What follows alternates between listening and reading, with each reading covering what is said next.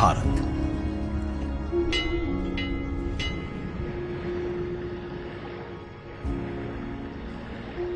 विविधता का दर्पण,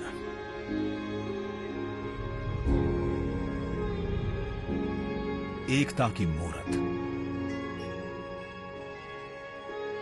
और लोकतंत्र की जननी।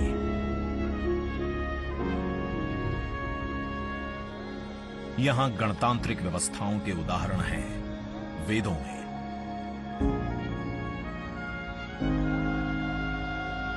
वैशाली की गण परिषद के उत्कोचों में, आचार्य चाणक्य के अर्थशास्त्र में, उत्तरा मेरूर के शिलालेखों में वर्णित चोल साम्राज्य की पंचायत व्यवस्था में, उनकी गणम और वार्यम व्यवस्था में, भगवान बसवेश्वर की अनुभव मंटपम की धारणा में। गण, सभा, गणपति, समिति, लोकपाल जैसे शब्द भारत में हजारों साल से अस्तित्व रखते हैं। स्वरूप बदलता रहा, संस्कार नहीं। बदलते समय के साथ भारत बना विश्व का सबसे विशाल लोकतंत्र, जिसका साक्षी बना हमारा संसद भवन। करीब एक शताब्दी पहले 1927 में औपनिवेशिक हितों के लिए ये काउंसिल हाउस बना। देश आजाद हुआ, ये भारत की संसद बनी। यहीं पर हमारा संविधान रचा गया। आज यहीं से लोकसभा के 545 और राज्यसभा के 245 सदस्य भारत के नागरिकों का प्रतिनिधित्व करते हैं। विचार विमर्श की तंदुरुस्त प्रक्रिया से देश को दिशा दिखाती है ये गोल आकार संसद। इतिहास की कई अभूतपूर्व उपलब्धियों का साक्षी संसद भवन। समय के साथ यहां पर्याप्त जगह और सुविधाओं का अभाव होने लगा था। आधुनिक तकनीक का क्रियान्वयन चुनौतीपूर्ण हो रहा था। ऐसे में विगत कई दशकों से कई सरकारों ने नए भवन की आवश्यकता को महसूस किया, पर इसे साकार करने का साहस किया गया माननीय प्रधानमंत्री नरेंद्र मोदी के नेतृत्व में। और 10 दिसंबर 2020 को संसद के नवनिर्मित भवन की आधारशिला रखी गई। 2.5 वर्ष से भी कम समय में 65,000 वर्ग मीटर में फैले इस भवन का लगभग 60,000 श्रमवीरों द्वारा 23 लाख मानव दिवस से भी अधिक सृजित रोजगार से निर्माण कार्य पूरा किया गया, जो अपने आप में कीर्तिमान है।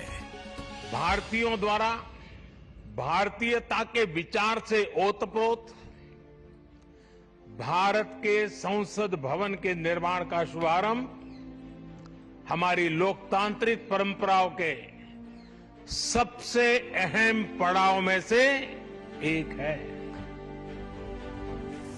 नए भारत के हर नागरिक की आकांक्षाओं और उज्जवल भविष्य को समर्पित संसद के नए भवन का निर्माण मौजूदा संसद भवन के प्रांगण में ही किया गया है। आने वाले समय में संसद के नए और मौजूदा भवन एक दूसरे के पूरक होंगे।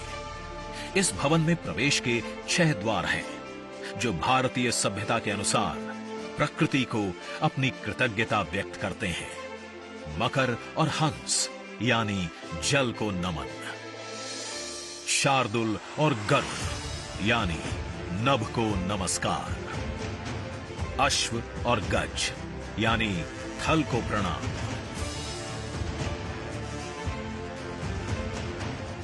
संसद के नए भवन का नया विराट लोकसभा कक्ष,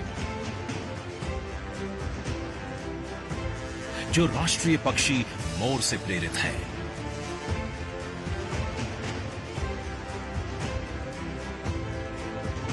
इसका आकार मौजूदा लोकसभा से लगभग 2 गुना बड़ा है।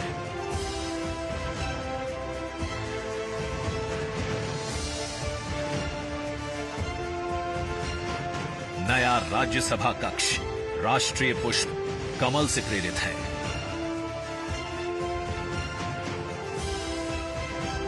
जिसका आकार भी मौजूदा राज्यसभा कक्ष से लगभग 1.5 गुना बड़ा है। ये भवन देश की जनता को समर्पित है। इसलिए लोकसभा और राज्यसभा में जनता के स्वागत के लिए विशाल दर्शक दीर्घा का निर्माण किया गया है। अत्याधुनिक डिजिटल उपकरण दोनों सदनों की सुविधाओं को नया आयाम देते हैं। यहां सदन की कार्यवाही को विभिन्न भाषाओं में सुना और पढ़ा जा सकता है। सदस्यों के लिए बायोमेट्रिक की सुविधा है। वोटिंग के परिणाम और सदन की कार्यवाही के प्रसारण के लिए विशाल multimedia display, automatic camera control और कमांड सेंटर का भी निर्माण किया गया है। ये नया स्मार्ट भवन पूरी तरह से पेपरलेस है। इस भवन के एक भाग में लोकसभा है, दूसरे में राज्यसभा। और इस भवन का केंद्र समर्पित है हर भारतीय को, जिनके लिए सेंट्रल फॉयर में बना है संविधान कक्ष, जहां वे भारत में लोकतंत्र के अतीत से वर्तमान की यात्रा का अनुभव कर सकते हैं। यहीं भारत के संविधान की डिजिटल प्रतिरूपी भी रखी गई है। इसी सेंट्रल फॉयर में ऊपर की त्रिकोणीय छत से सूर्य की किरणें ब्रह्मांड का भ्रमण करते हुए पेंडुलम क्लॉक पर गिरती हैं। ये किरणें बरगद के पेड़ को नहलाती हैं और सदस्यों के लिए निर्मित कक्ष, पुस्तकालय, भोजन कक्ष में फैल जाती हैं। आत्मनिर्भर भारत के प्रतीक इस भवन के निर्माण में भारत के हर भाग ने अपनी भागीदारी निभाई है। कहीं महाराष्ट्र की सागौन की लकड़ी सजी है, उन्हीं से दोनों सदन में अशोक चक्र भी बना है। कहीं राजस्थान का शानदार स्टोन वर्क, कहीं उत्तर प्रदेश की कालीन बिछी है, कहीं त्रिपुरा की बैम्बू वुड फ्लोरिंग, वहीं सफेद मार्बल गुजरात से आया है। एक भारत श्रेष्ठ भारत की भावना से प्रेरित सभी वर्गों, प्रांतों ने मिलकर बनाया है ये भवन। ये भवन इको फ्रेंडली होने के साथ साथ भूकंप रोधक भी है।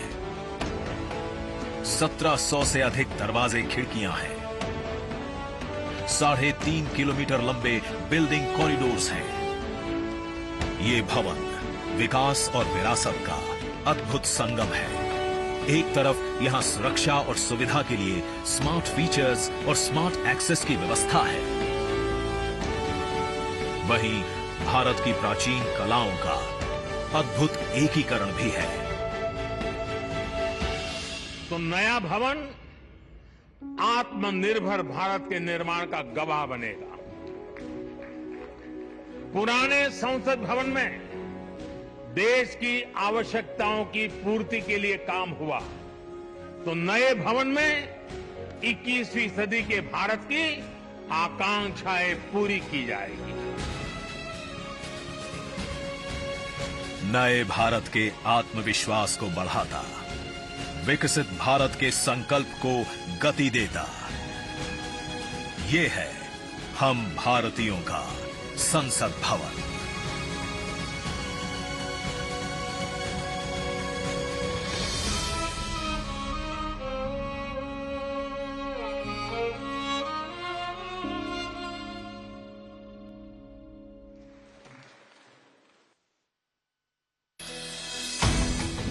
आज का ये दिन महत्वपूर्ण है।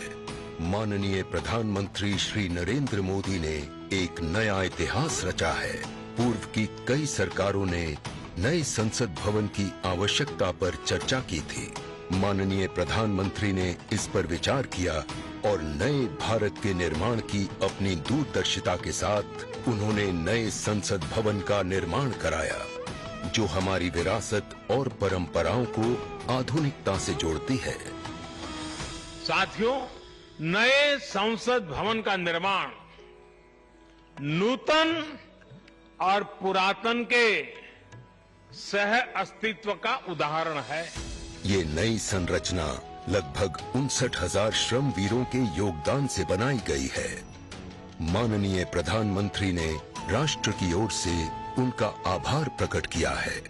75 वर्ष पहले की स्वतंत्रता की भावना को पुनर्जीवित करते हुए माननीय प्रधानमंत्री ने आज तमिलनाडु के अधीनमों से सेंगोल को स्वीकार किया है। सेंगोल राष्ट्र के लिए न्यायपूर्ण और निष्पक्ष शासन का स्मरण कराता है। सेंगोल तमिल शब्द सेम्मई से लिया गया है, जिसका अर्थ है नीति परायणता।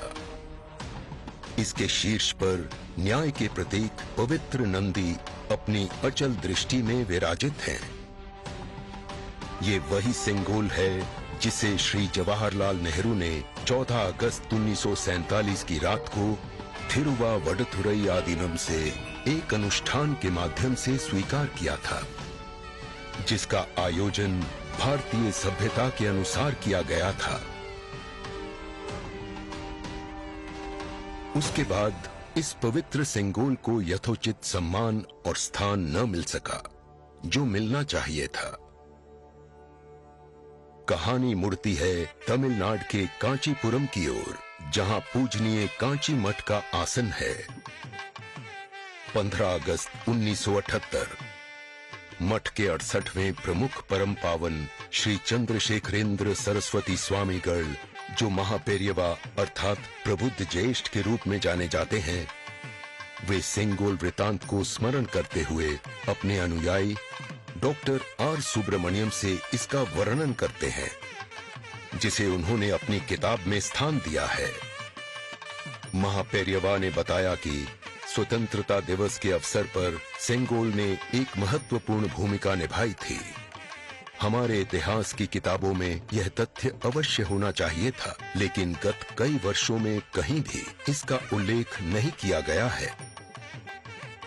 एक बार इस अद्भुत संस्मरण के सार्वजनिक होने पर तमिल मीडिया व प्रकाशनों ने इसे अपने संपादनों और वेबसाइटों में वरीयता दी। माननीय प्रधानमंत्री एक परंपरागत प्रतीक की खोज में थे। तत्पश्चात सेंगोल ने उनका ध्यान आकर्षण किया। उन्होंने इसकी जांच करवाई, जिसका प्रमाण मीडिया विश्लेषणों और पुस्तकों में मिला। आखिरकार सेंगोल की खोज पूरी हुई। यह ऐतिहासिक सेंगोल इलाहाबाद संग्रहालय में मिला। ये चोला साम्राज्य से चली आ रही हमारी भारतीय सभ्यतागत प्रथा है। चोला सदियों तक हमारे उपमहाद्वीप के अग्रणी साम्राज्यों में से एक थे। सबसे महत्वपूर्ण बात यह है कि सेंगोल के प्राप्तकर्ता के पास न्यायपूर्ण और निष्पक्ष रूप से शासन करने का आदेश होता है, जिसे तमिल में आणई कहा जाता है। इस विचार से माननीय प्रधानमंत्री प्रभावित हुए। उनके अनुसार जनता के लिए चुने गए लोगों को इस आदेश को कभी नहीं भूलना चाहिए।